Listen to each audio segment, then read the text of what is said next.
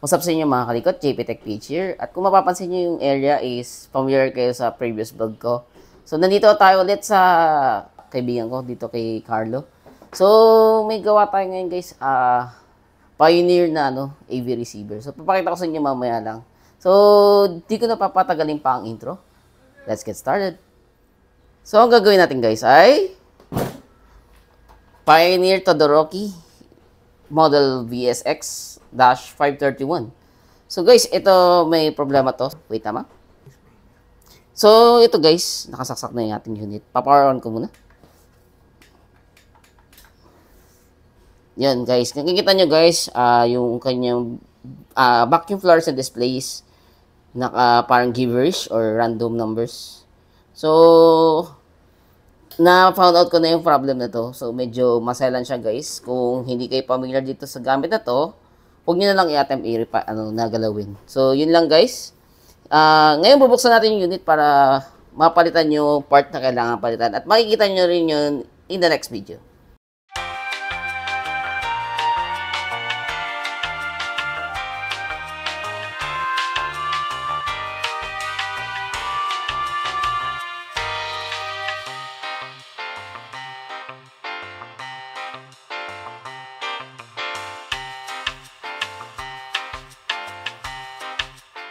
A few inches later. So yun guys, ito ang ating internal guts ng Pioneer VSX-531.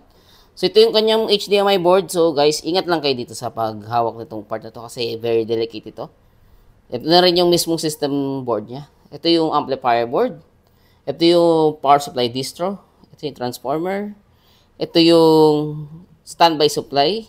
Ito yung regulated supply na pinapaandar ng unit. At ito ang ating kailangan tignan guys, ang display controller.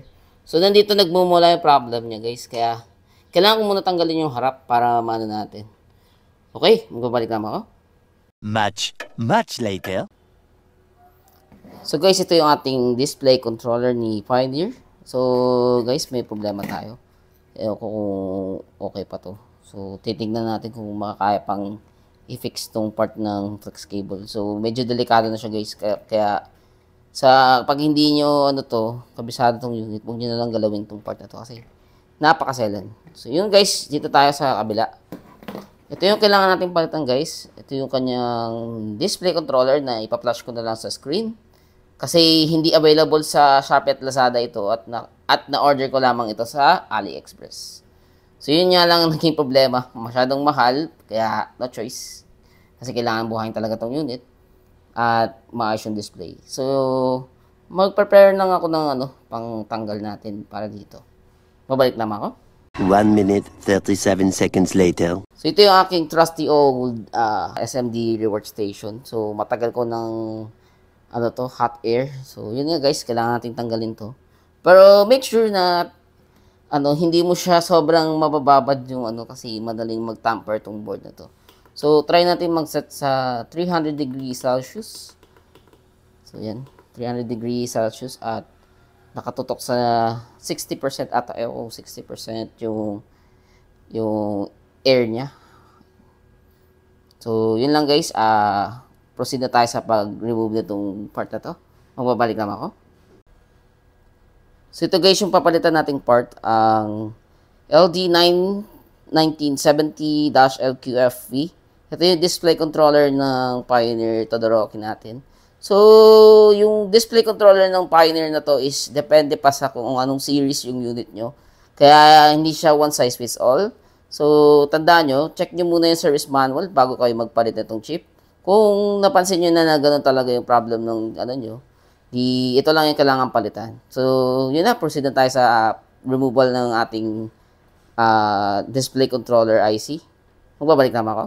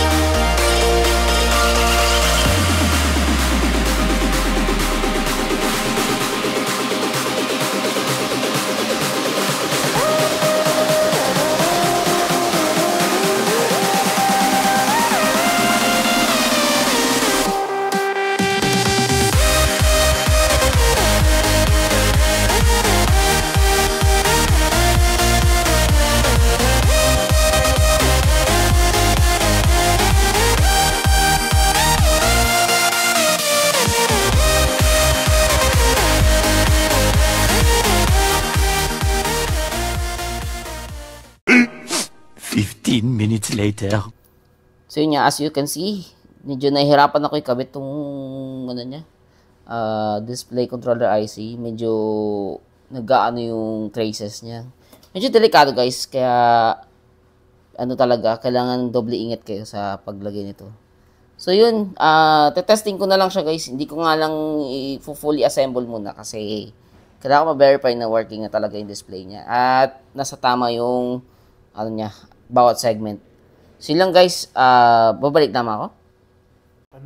So yun guys, nakasaksak na siya at medyo delikado nga lang yung ano niya kasi syempre yung positioning. So try na natin guys. Yan, kung mapapansin nyo, mayroon pang bitin na segments. So ayusin pa natin yan. Ayan. Okay na siya guys. Ayan. Pero may kulang pang segment. So try to figure out kung ano nangyari. Magbabalik naman ako.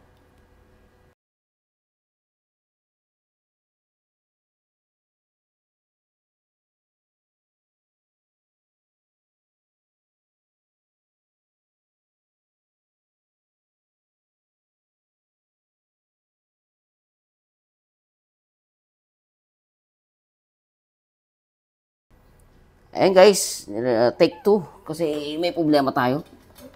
Kailangan ko na i-double check yung ano niya, connection. So power on. Wait. Oh, yan. Okay, so yun guys, kompleto na yung ating ano, segment display. So ayos na siya guys. Ayan. Try natin ilipat yung connection. Streambox, game, USB, TV, CD, tuner. So yun guys, kompleto na yung ano niya, yung display niya, maayos na. So yan na lang natin. Reassemble na lang natin guys. Magbabalik naman ako. So ito na ang ating Pioneer BSX-531. So yun nga guys, bali na connect tayo via Bluetooth dun sa kanyang cellphone. So i-testing na lang namin. Magpo-play lang ako ng copyright-free music from NCS. So yun, doon na tayo sa testing natin. Hold me close till I get up. Time is barely on our side. I don't wanna waste what's left. The storms we chase are leading us, and love is all we'll ever trust.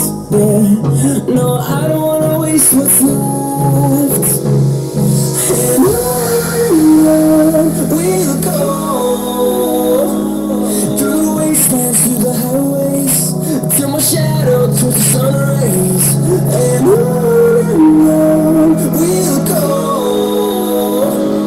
through the wastelands, through the highways, and on we'll go.